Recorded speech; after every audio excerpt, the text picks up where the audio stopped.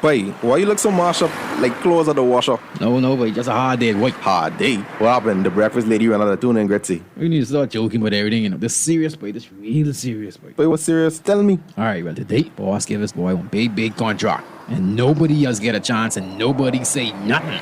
Boy, you know that ain't right. You know government contracts ain't supposed to go that way. Yeah, but nobody's saying nothing. Boss man just tell people to sign the papers. Then he send me to meet this boy downtown and collect this envelope. You need to tell somebody. You need to become a whistleblower. You know I's a real man, but I never blow no whistle. I be drunk all my life and drunk, you know. No way. A whistleblower is someone who tells people what they see when they see something wrong happening at work. But I ain't no whistleblower and I ain't no snitch. I still white there, you know. Boy, ain't nobody can know it's you. All you gotta do is call Crime Stoppers, or you could text them from inside the Crack Crime Bahamas app. They don't have to go straight through to Miami, so nobody know you is. And if you text, your message get mixed up like Kong salad. Call 328-8477 from Nassau or 242-300-8477 from the Family Islands. This is Guardian Radio 96.9 FM.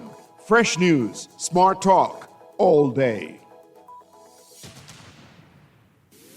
The views and opinions of the hosts and guests are their own and do not necessarily reflect the views of the management and staff of Guardian Radio.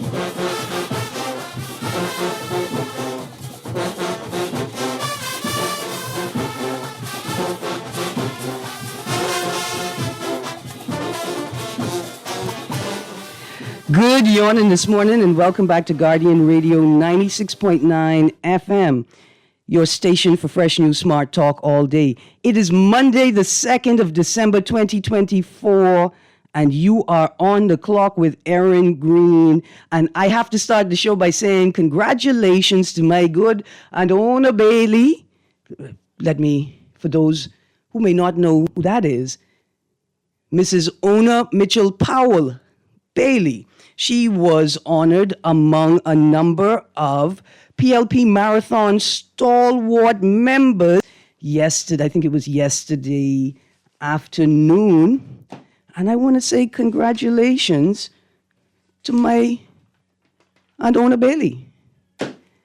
I was unable to attend the event.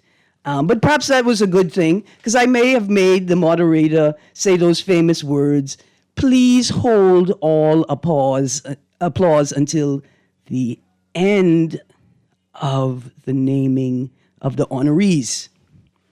Again, from her entire family, we say congratulations, and especially to the newest member of the Mitchell, from the newest member of the Mitchell family. We got a new baby and we are very excited. Okay, there's lots to talk about today. Of course, we're going to talk about the Commissioner of Police's national night. I want to remind you guys we're in the middle of the Global 16 Days campaign, Activism Against Gender-Based Violence, that's held from the 25th of November till the 10th of December. The 25th of November is the International Day to Eliminate Violence Against Women and Girls. The 10th of December is International or World Human Rights Day. Tonight, Monday, December 2nd, at 6 to 8 p.m. via Zoom, an event leveraging CEDAW for resilient systems with Marion Bethel. And tomorrow night, another event, Channeling Rage, a theater workshop with Paula Hamilton Smith, also via Zoom, 6 to 8 p.m. For details on how to sign into these sessions and to find the schedule for the Global 16 Days campaign, the schedule of events, you can go to tiny.cc/16 days 24. That's tiny.cc/16 days 24. We've got lots to talk about this morning. Black Friday sales. I see realtors, it's a Business Guardian business section. Retailers report successful Black Friday sales. But I just want to know whose metrics, right? Why, how, what? I'm not sure if y'all are even doing Black Friday right. There's also big Valley Boys decision. World famous Valley Boys win Supreme Court ruling. A Supreme Court judge on Friday upheld an injunction preventing the Office of the Registrar General from removing the world famous Valley Boys from the list of nonprofit organizations, according to the Junkanoo Group led by Brian Adley. Trevor Davis, interim chairman of the Second Valley Boys Group, said his group's lawyer has been directed to appeal the ruling. Friday's proceedings were held in chambers and reporters were not allowed to attend. All y'all private special interest group activities held in private makes us question the access to state funds. It is state funds, that state funds are taxpayer dollars. The ruling follows a temporary injunction, and we move to page 13. A temporary injunction.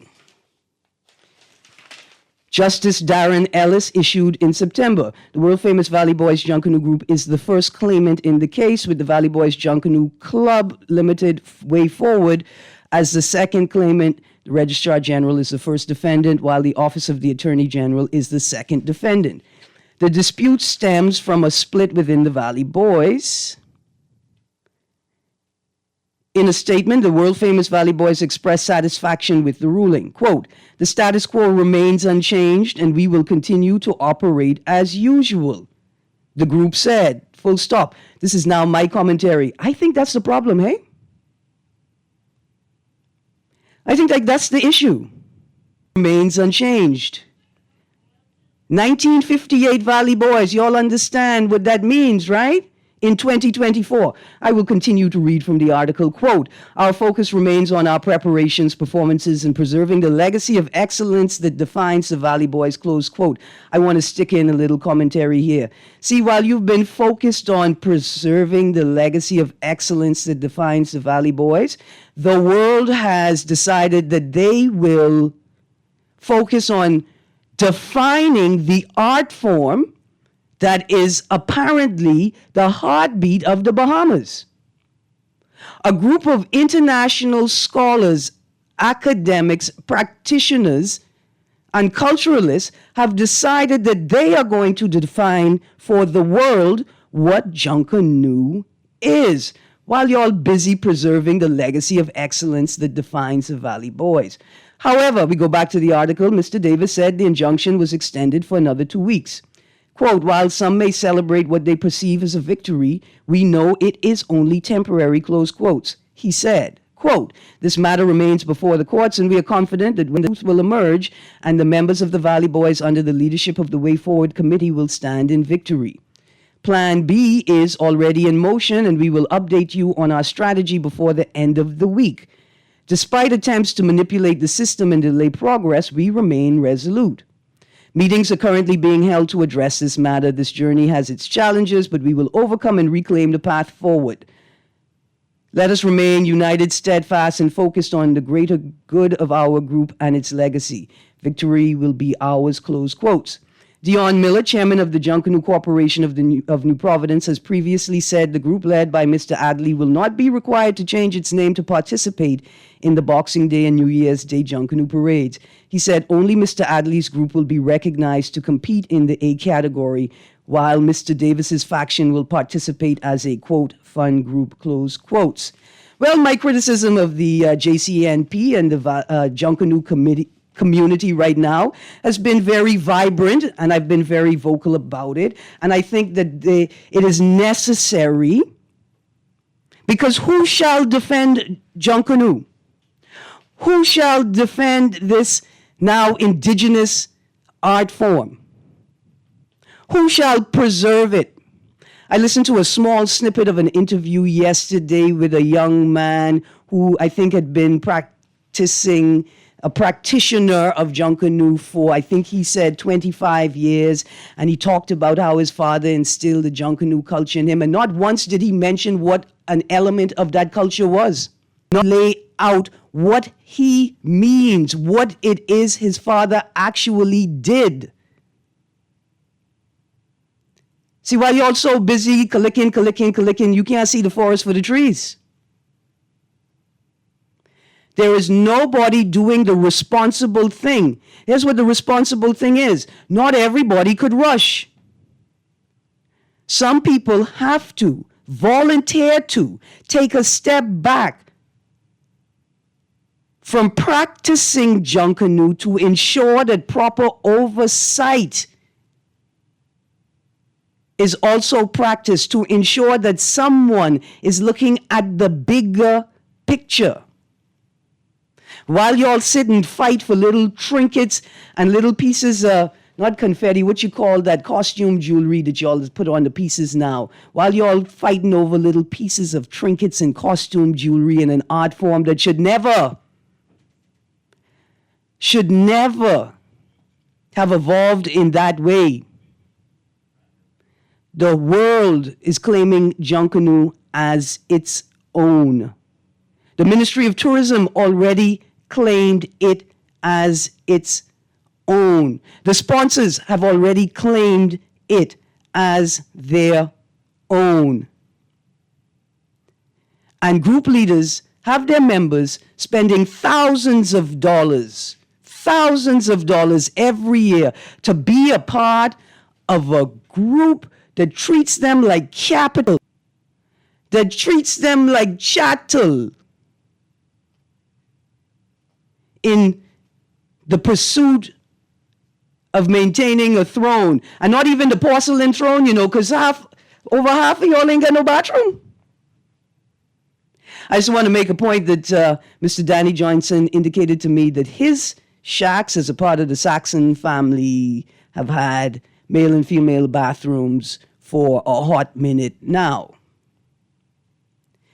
Anyway, y'all keep clicking and whatever it is y'all doing while we figure out how these resources that are being diverted and dedicated to the space called Junkanoo could be better used by young people who are not waiting for somebody to identify them as a part of the nation. They're not waiting on anybody to give them working their craft and growing Bahamian culture. We can give them that. There's a text here that says, you forget the port owned the only Junkanoo museum. That is not true. Arlene Nash Ferguson also has education, edutainment, educulture. She has the educulture space, and that has a small Junkanoo museum in it. But no, we definitely don't have a national Junkanoo museum. And we need to ask ourselves, what does it mean that at this time, the Nassau Cruise that has a Junkanoo museum? Like, what y'all fighting for? What exactly are you fighting for? Are you fighting to maintain supremacy of a dying art form? That's what it is? What are you teaching the young people? How could you talk about your parents teaching you Junkanoo is culture without juxtaposing it to the broader social climate, and as it shifted, that believed that Junkanoo was an abomination of the devil, not to be practiced by good Christian people. And where is the space where we are exploring those themes? Are we prepared to change the definition of Junkanoo entirely to fit our warped and poorly formed identities? Africans steeped in European religious practice? We're just going to forget what it was? We're just going to reshape it and make it pretty for tourists, comfortable for the sensitive?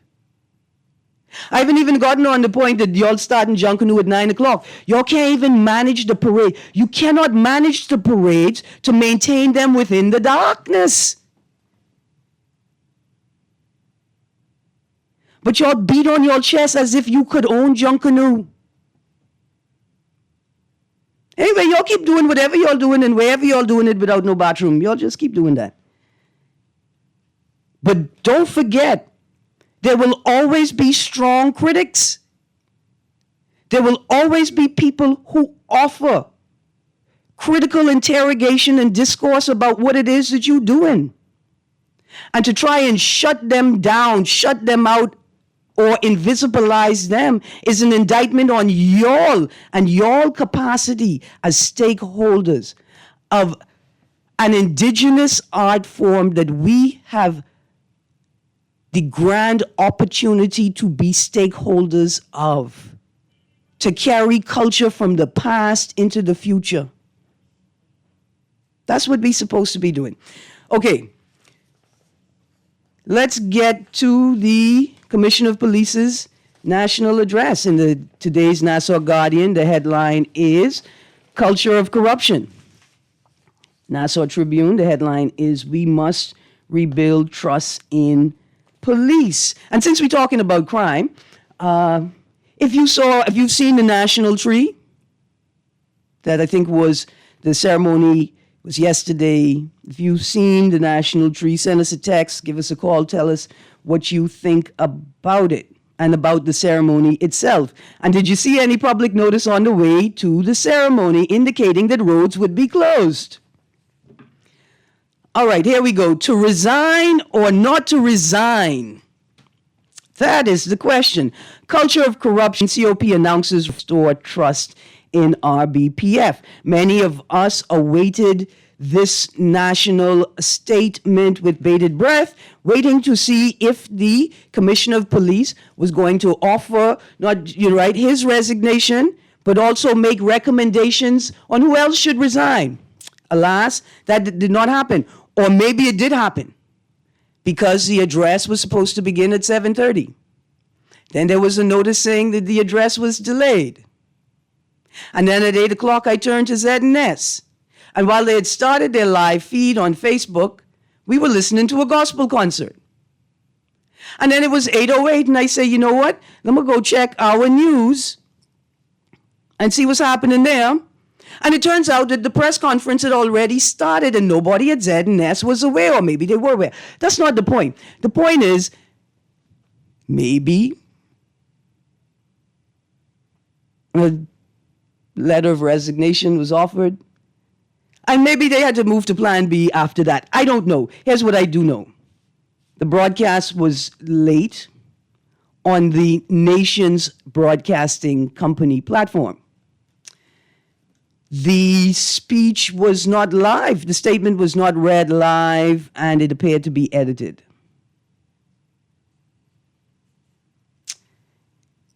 I am not sure this is what we want in a national address.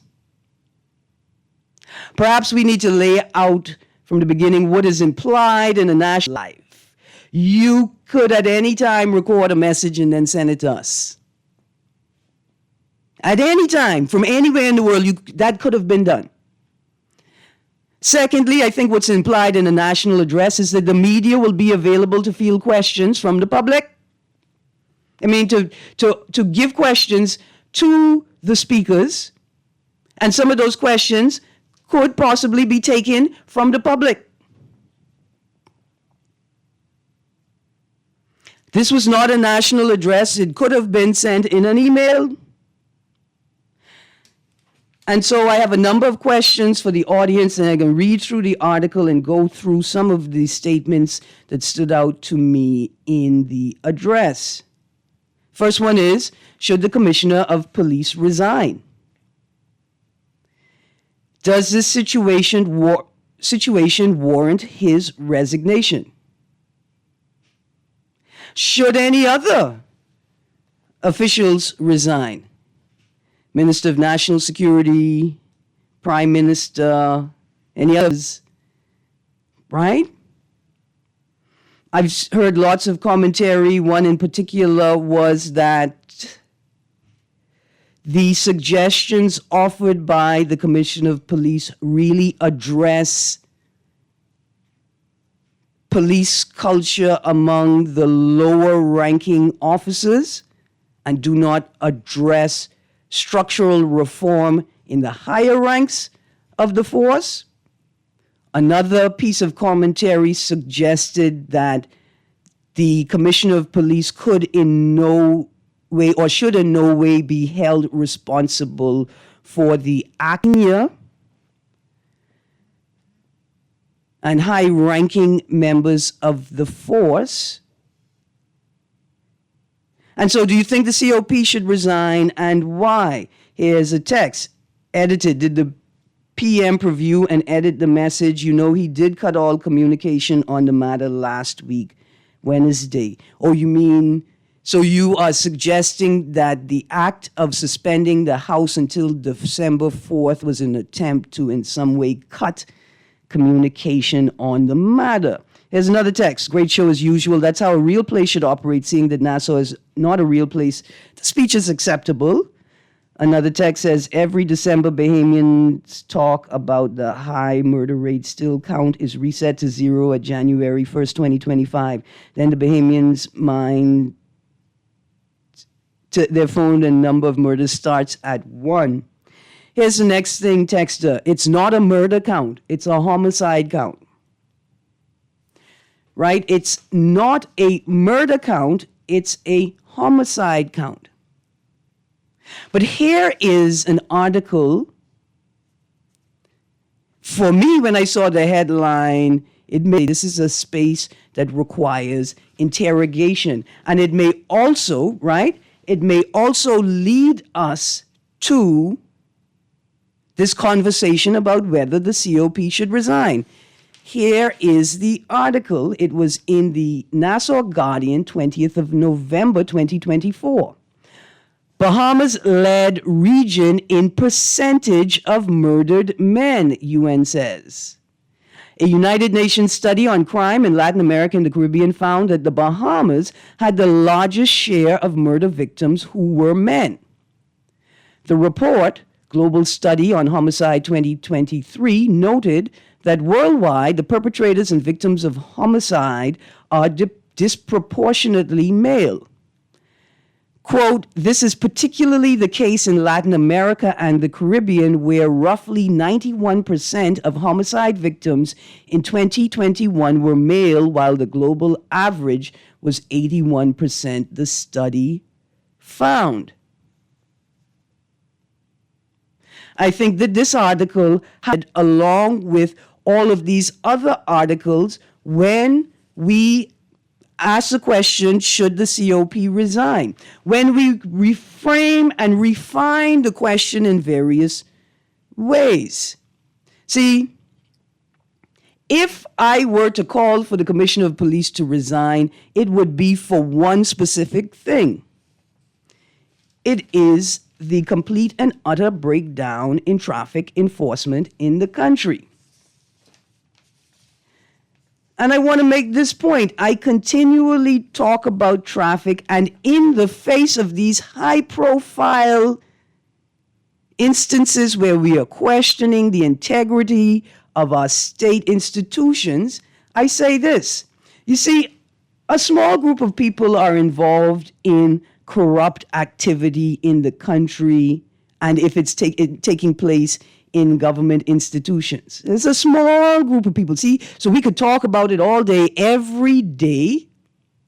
And quite frankly, we like to do that because this is a conversation where we put the root of the problem. A lot of people say, but I ain't dealing drugs. I ain't bribing nobody. This has nothing to do with me. See, but if we talk about traffic, everybody uses the road. And the vast majority of us are complicit in the lawlessness that has taken root in this country. See, when we talk about corruption and lawlessness from a traffic perspective, then there is greater proximity for everybody. This conversation is our conversation for us to solve because we are equally complicit in it. So I don't just want to talk about traffic as opposed to Michael Johnson or the indictment of these officers because I'm scared to talk about gangsters and politicians and corruption. That ain't what it is. It's because we will have a more effective conversation if we talk about traffic and are willing to acknowledge the extent to which we are individually and collectively complicit in this scourge of lawlessness taking over the country. Let's go to the phone line. Good morning, caller. Hey, good morning, Erin. Good morning. I'm good, thank you, cousin. How you doing? Listen, I was listening to what they said that the commissioner said about the new recruits. Right. How much of the attached to it? Well, if it does, then I just know that the new recruit didn't devise the plan. Exactly. So getting a more or doing a more intensive search or background search on them before bringing them in is not how this works. Once you are in there and you work after a while is where you develop the skills to do what these people are doing. These people were there for years, so he needs to now turn around and say, you know what, from the top down, we're going to be doing some intense investigation. He locked us off from the information concerning Michael Johnson. How do we know what's going on with that?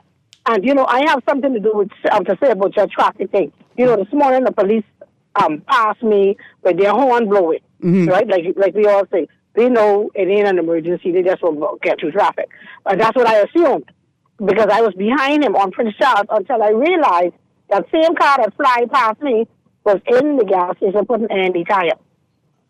So all that noise to get through traffic was because he had a... Hold on, so you mean the police cars, they don't have turn signals, they don't have sirens, and would you say they didn't even go out and buy each car a little $15, $20 air pump?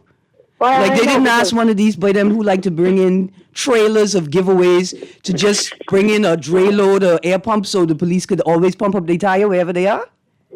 But you know, when you purchase a car, some of these new cars, they come with these air pumps, the small air pump inside the back trunk, you know. Because I mean, like if you get a flat tire, you change your tire because you always have a spare in it. Because at the end of the day, right, when a car is turned in, or at the end of every shift, there's supposed to be a period of assessment of the vehicle to ensure that it's roadworthy and ready for the next shift.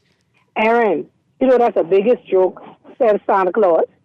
Because you and I both know, you're talking about government-maintained or non-maintained vehicles here. Because if we had maintenance, that type of maintenance on government vehicles, reporting in and having an inspection done, with the amount of working done every year, changing new vehicles, because they would have been maintained properly to begin with. Absolutely. Thank you very much. Thank you very much. Before we go to the text line, I think a sign of reform, for me, a sign, and we can go to the phone line, producer, a sign that the Commissioner of Police is taking it serious, the state is taking it seriously, that they have actually, they're actually creating interrogative and substantive reform. I take you serious when I see an immediate change in traffic enforcement and police and state actor agency driving behavior. I will know that you are taking it seriously when I start seeing police officers stop at stop signs and use their turn signals. And then I see them enforcing the same. Good morning, caller. Good morning, Erin. Good day, sir. How you doing? Now, fine. Now, do you know this, right? There is no other American indicted. So it's not like this a DEA job solely from day one. Mm-hmm. They sent some people over here and to look like a drug dealer and I guess floating around plenty money. And the dummies and the greedies were forced with a trap. They did this many years ago to the Prime Minister or Premier of the Turks and Caicos. You remember that? They set him right up. He did the job. Now come to mind, go in the hotel room, count the money. After about to leave, they put cuff on him. See, we need to. What shocked me, right? The commissioner say he went to the jailhouse to see his buddy lock up. You need to run from that jailhouse. What are you going to see him for? I guess it's his optics, and I'll be angry. I'll be say I'm ashamed, angry. That this high-ranking officer let the country down, and the police was down. Now he lost his pension, and anybody else will we do the same. And I hope when if he get out of jail in the States, we may put him on some more jail time. We don't know, but perhaps it is that the commissioner wanted to look that man in his eyes and make his own determination of whether he's guilty or innocent. I don't want to talk about that necessarily. I didn't hear that in the speech. I've heard people saying that. Good morning, caller. Hello. Good morning, caller. Yeah, good morning, Miss Greene. Morning. Yeah, being real is a problem on the pathetic plantation. Now, I don't care about the speech. I didn't know who it would reach. But at the age 60, I've been on the airways trying to bring awareness of this for like a long period of time, right? Mm-hmm. And so we see where, I love the text. She said that the local sheep crying at home, nobody listens to him. But when Massa screams in the north, everything's become taut. Now, I'll share this with you. Everything speaks for itself. I used the word irreparable over and over, right? Mm-hmm. And that is the condition of corruption within the force. It's irreparable. Now, the lady that comes on and speaks about integrity, they need to uphold. I don't know what kind of integrity they got to uphold. They need to uphold that or this, right? Mm-hmm. Now, speaking, you see, the thing is, the case that these officers face, these are federal indictments from the states. So what's the behemoths here if we can't prejudice your case? So we have to speak out because, firstly, the National Security Minister, we saw where he was telling the public to fund putting cameras on police, right? Mm-hmm. But the procrastination of such implementations is what is sickening. So Pause 52. Hold on, pause for a second. It's not that. It's that you announced to us that you're going to have a body cam program, and then you tell us straight in our faces, don't have an expectation that you're going to have access to what we record. But Erin, someone with my pea brains should have public dialogue to enlighten the public, as even with personal encounters, okay? So what I'm saying is nothing has ever been done for me. Funds are being missing. I more than once to believe, and we say, they can't believe this. When you go to, they can't believe this, they can't believe that. But what I'm saying is the camera believes that. The camera knows this. The camera sees that.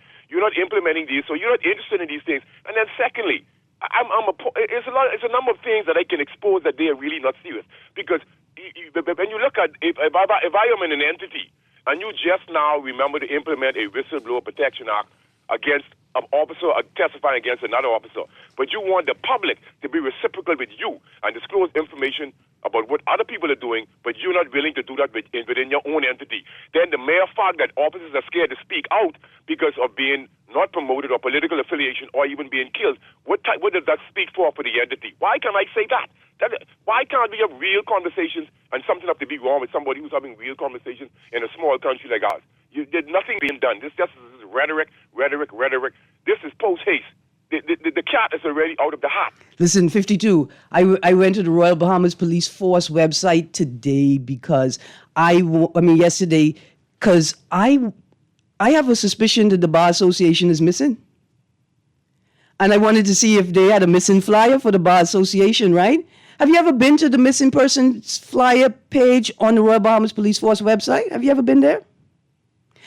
See, we don't need to examine, interrogate these high-profile issues to prove the point that we are in the midst of an administrative crisis, that we need to use the word irreparable.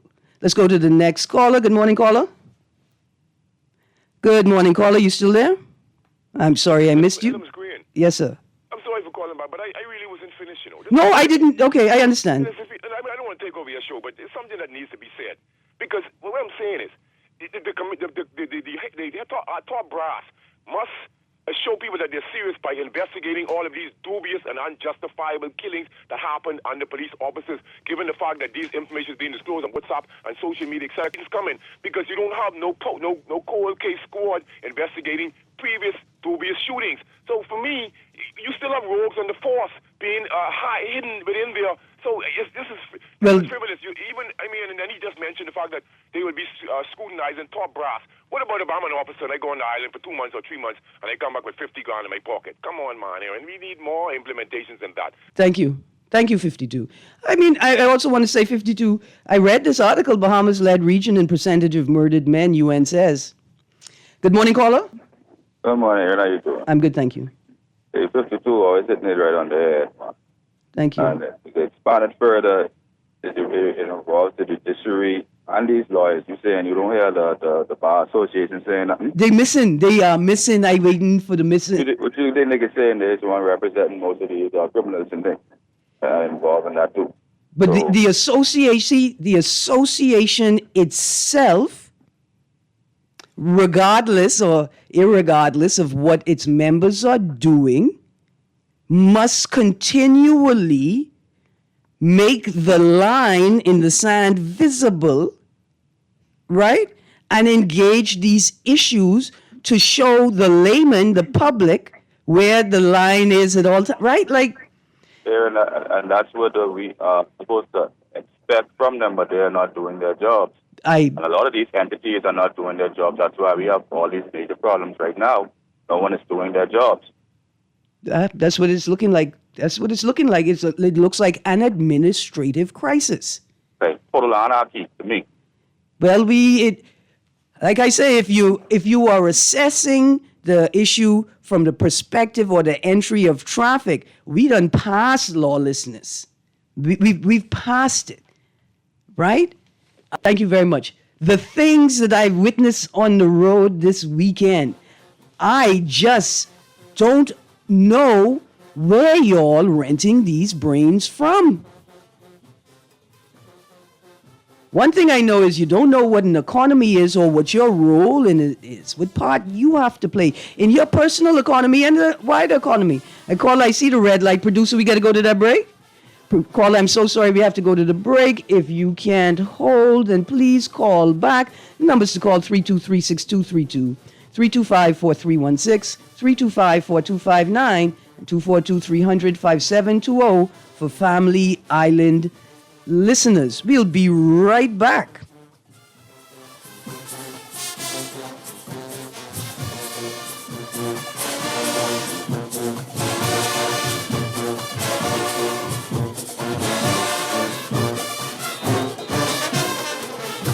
The Grand Bahama News is available every Tuesday in the Nassau Guardian. You can buy your local paper at Freeport Convenience Stores, Western Bakery, De Gregory's Fine Foods, and Bellevue Gifts. Now is the time to reach your Grand Bahama market with affordable packages, including print and digital. Call GB News Sales Representative Kavandre at 822-6717 or message him on WhatsApp for ad rates. Classified ads are now available every Tuesday as well. Keep up with everything Grand Bahamian every Tuesday in the Nassau Guardian. 1 in every 4 Bahamians face some level of food insecurity.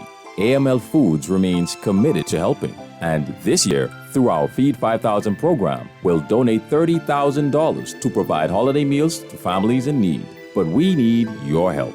From November 4th to December 18th, show your support and donate at the register at Solomon's, Costrite, Fresh Market, Exuma Markets, or Domino's Pizza in Nassau, Grand Bahama, or Exuma. Together, let's put an end to hunger. I've been up at Pinda and I meet him in his showroom. I said, Pinda, I just come out of a showroom in Portugal and let me tell you something. Damn showroom and selection ain't got nothing on yours. Man, I like this stock of porcelain and ceramic tile you got here. What I really like is the range of sizes that come in. 8 by 48, 12 by 24, 24 by 24. And what I really like more than the things I really like is the price. From $275 a square foot to $494 a square foot and all in between. You can't beat that. Not even with a 2x4 from Enterprises. Love the show? Want to give your support? Become a sponsor today. Call 302-2300 for our rates and packages. That's 302-2300. Become a sponsor on Guardian Radio 96.9 FM. Fresh news, smart talk, all day.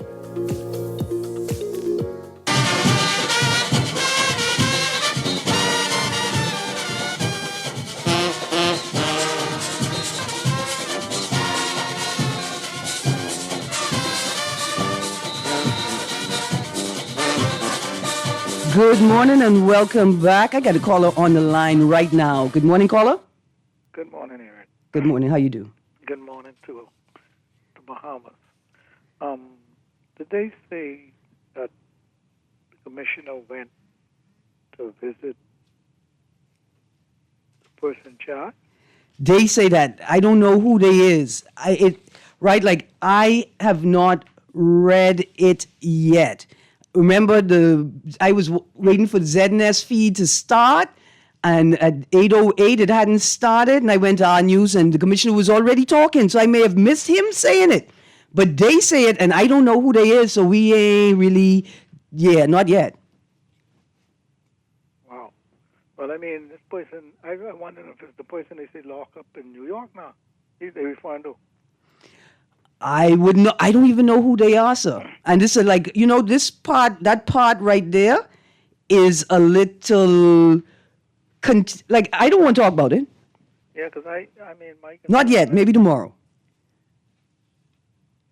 All right.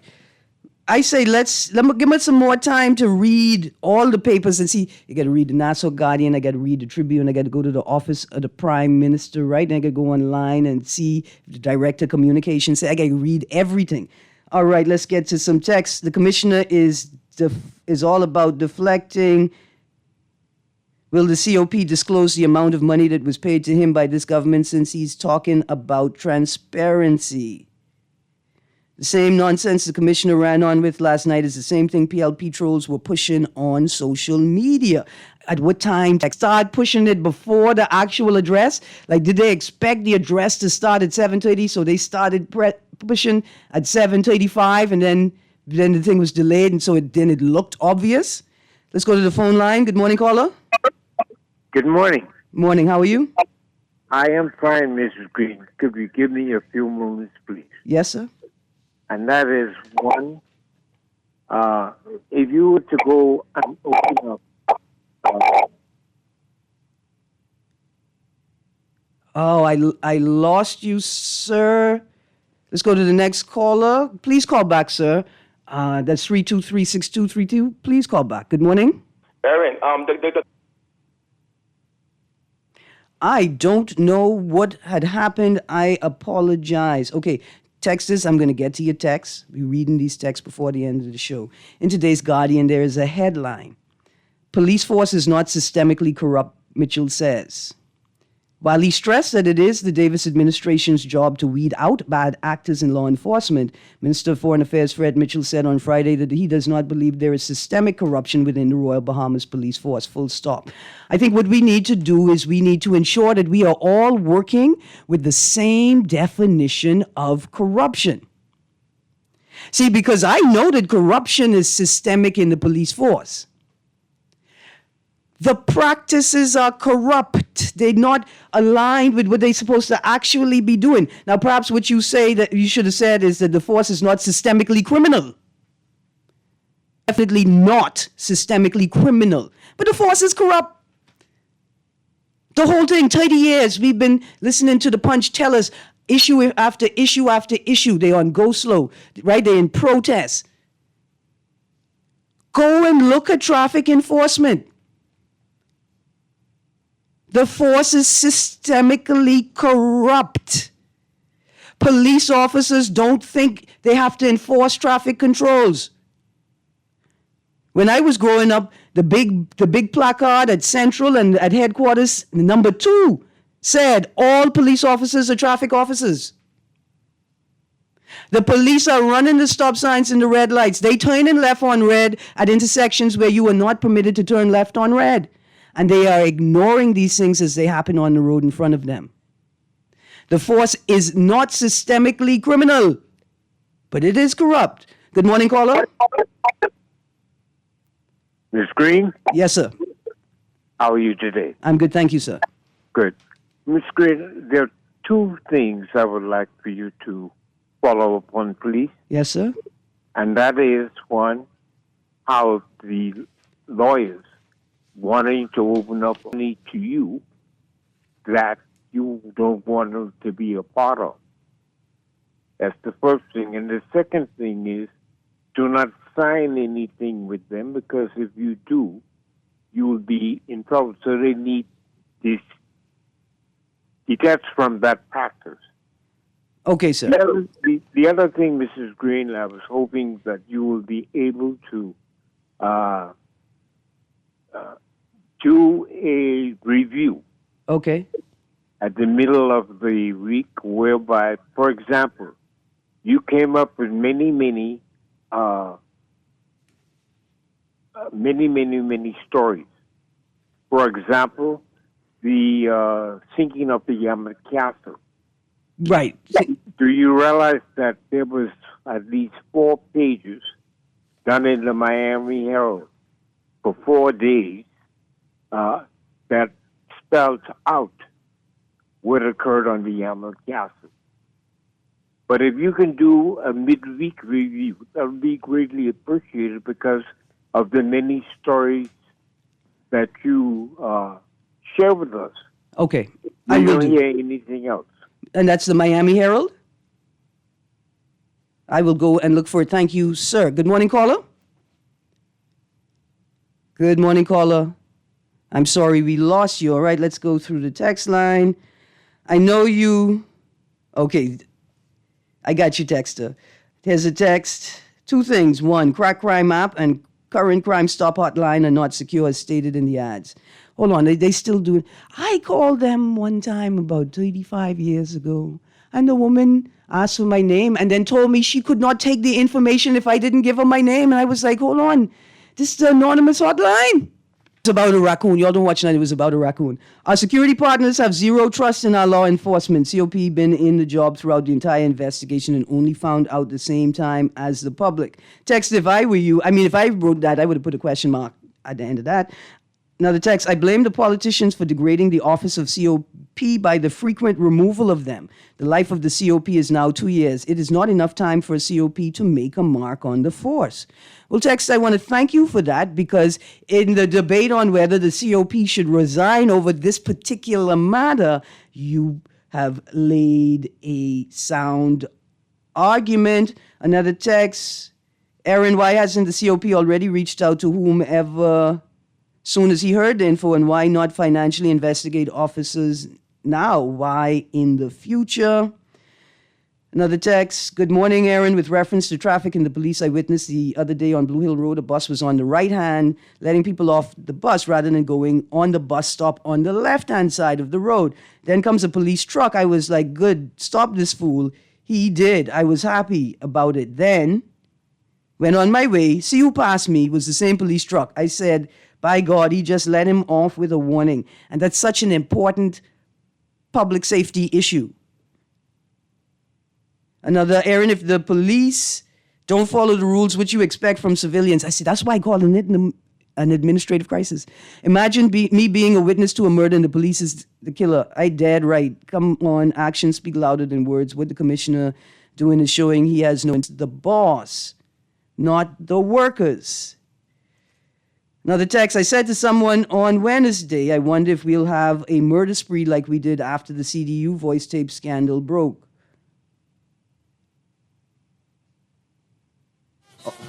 Yeah, Oral Roberts, an accessory to that $1 million armored vehicle robbery and scheduled to appear for trial within a few weeks, was in that post tape revealed murder count. Over the weekend, we had 3 murders. The public is at the point where we simply do not know and cannot exclude correlation and causation.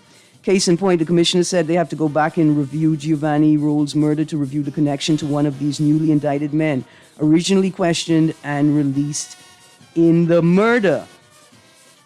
Yeah, they're young men, they're young women, people who don't really have a place to be in at night and be comfortable. You find your comfort on the street. Y'all be safe. Y'all start thinking. Y'all just don't be with the crowd. You gotta let this thing die down. Here's a text. Erin asked the commissioner how many officers are wearing ankle monitors. All right, we had lots to talk about today. We've got lots to talk about tomorrow. This week I'm going to be talking about requests for expansions on the regulations governing short-term rental, and I'm going to ask the question. As Junkanoo just is the next purge, eh? Kermit, is Junkanoo the purge? Because these people is Junkanoo time and I could say and do whatever I want. Anyway, you guys, my critique on Junkanoo is not an indictment on the thousands of Bahamians that dedicate themselves to keeping the art form alive. I think that the Junkanoo space, just like the rest of the Bahamas, is going through an administrative crisis. That's where our focus should be.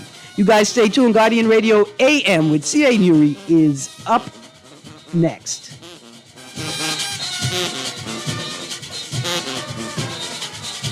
This is Guardian Radio 96.9 FM, streaming on GuardianTalkRadio.com and the Guardian Radio app, Nassau, Bahamas.